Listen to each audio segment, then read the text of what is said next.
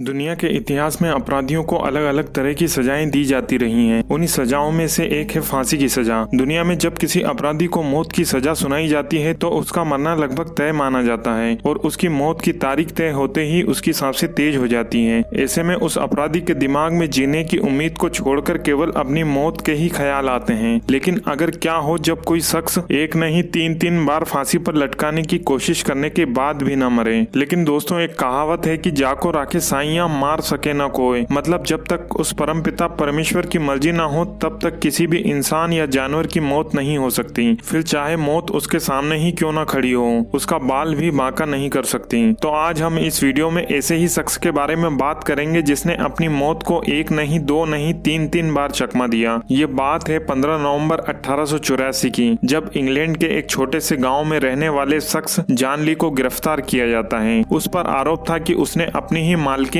एमा, जिसके वहां वो काम करता था, उसकी हत्या कर दी है। लेकिन जब पुलिस मौकाए वारदात पर पहुंची थी तो जॉन ली के कपड़े खून से सने हुए थे और हाथ में चाकू था और लाश के पास जॉन ली के अलावा वहां कोई मौजूद नहीं था। आखिरकार पुलिस जॉन को गिरफ्तार कर लेती है और उसके लाख चिल्लाने के बाद भी कि मैं बेकसूर हूँ, मैंने कुछ नहीं किया, अपने आप को निर्दोष साबित करने के लिए जॉन ली बार बार पुलिस से यही कह रहे थे। पर पुलिस जॉन ली की एक भी बात नहीं मानती और आखिरकार उन्हें जेल में डाल दिया जाता है। जब यह मामला कोर्ट में पहुंचा तो पुलिस की इन्वेस्टिगेशन टीम ने अपना पक्ष रखते हुए कहा कि जॉन ली को उसकी मालकिन एमा की हत्या के जुर्म में मौकाए वारदात से रंगे हाथों पकड़ा गया है और पहले भी जॉन ली पर कई आपराधिक प्रकरण दर्ज हैं। जॉन ली जब एमा के घर नौकरी करते थे तो एक बार इस महिला के घर चोरी हो जाती है, जिसका इल्जाम जॉन ली पर आता है, जिसके चलते ये महिला जॉन ली को नौकरी से निकाल देती है। लेकिन कुछ महीने के बाद इस महिला ने जॉन ली को वापस काम पर रख लिया। लेकिन इस शख्स को वापस काम पर रखना शायद इस महिला की सबसे बड़ी गलती थी। जॉन ली के काम पर वापस लौटने के कुछ ही दिनों बाद एमा की हत्या हो जाती है। ऐसे में अब एमा के मर्डर के तार जॉन ली से जुड़ते हुए स्पष्ट नजर आ रहे थे, क्योंकि जिस समय एमा की हत्या हुई थी उस समय जॉन ली इकलौते ऐसे नौकर थे जो उस समय वहाँ मौजूद थे, जबकि बाकी के नौकर सब अपने अपने घर जा चुके थे।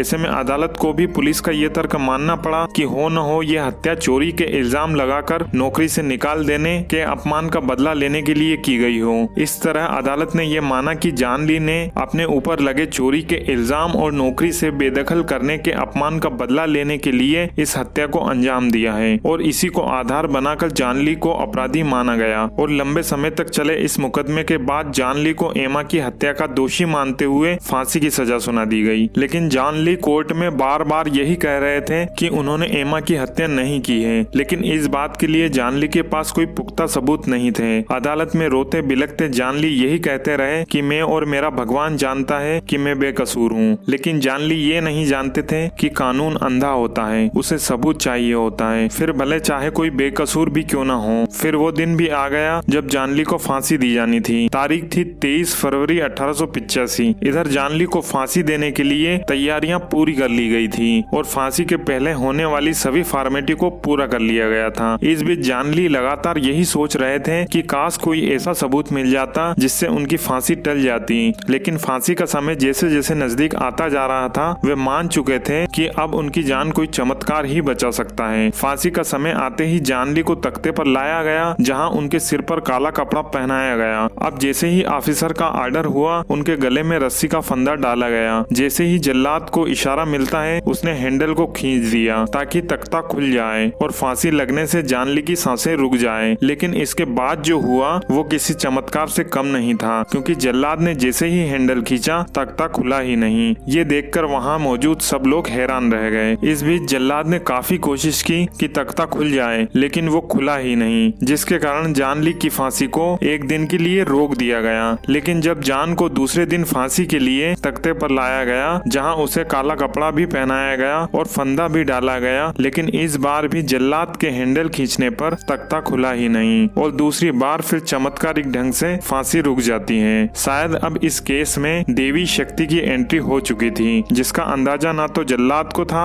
और ना ही फांसी पर लटकने वाले जॉन ली को। लेकिन जब तीसरी बार जॉन ली को फांसी के लिए ले जाया गया तो एक बार फिर तख्ता खुला ही नहीं। उस वक्त के तय नियमों के अनुसार फांसी को निर्धारित समय अवधि में ही दिया जा सकता था, उसे आगे या पीछे नहीं किया जा सकता था। ऐसे में जॉन ली का केस एक बार फिर अदालत में चले जाता है जहां पर कोर्ट ने जांच के आदेश दिए कि आखिर फांसी समय पर पूरी क्यों नहीं हो पाई, फांसी के लिए हैंडल खींचने पर तख्ता क्यों नहीं खुल पाया। जब इस पर रिपोर्ट आई तो पता चला कि तख्ते में एक लोहे का टुकड़ा फंसा रह गया था जो दरवाजों को खुलने नहीं दे रहा था, जिसके कारण बार बार जानली फांसी पर लटकने से बचते रहे। आखिरकार सभी जांच आ जाने के बाद में कोर्ट ने सभी पहलुओं को ध्यान में रखकर जानली को यह कहकर बरी कर दिया कि भले ही जानली अपनी बेगुनाही का सबूत पेश न कर पाए हों, लेकिन उन्होंने मौत के डर को 3-3 बार झेला था। लेकिन अगर देखा जाए तो 3-3 बार फांसी के डर को सहना भी मौत से कम नहीं है और मानवीय आधार पर जानली को बरी कर दिया जाता है। अदालत के इस फैसले को सुनकर जानली ने एक बार तो ऊपर देखा मानो वे भगवान का शुक्रिया कह रहे हों, लेकिन इसके बाद वे फूट फूट कर रोने लगे। इसके बाद जानली वहां से चले गए। इसके बाद लोगों ने उन्हें 1945 तक नहीं देखा, जब तक कि उनका निधन न हो गया। इस बीच जान कहाँ थे, उन्होंने क्या किया,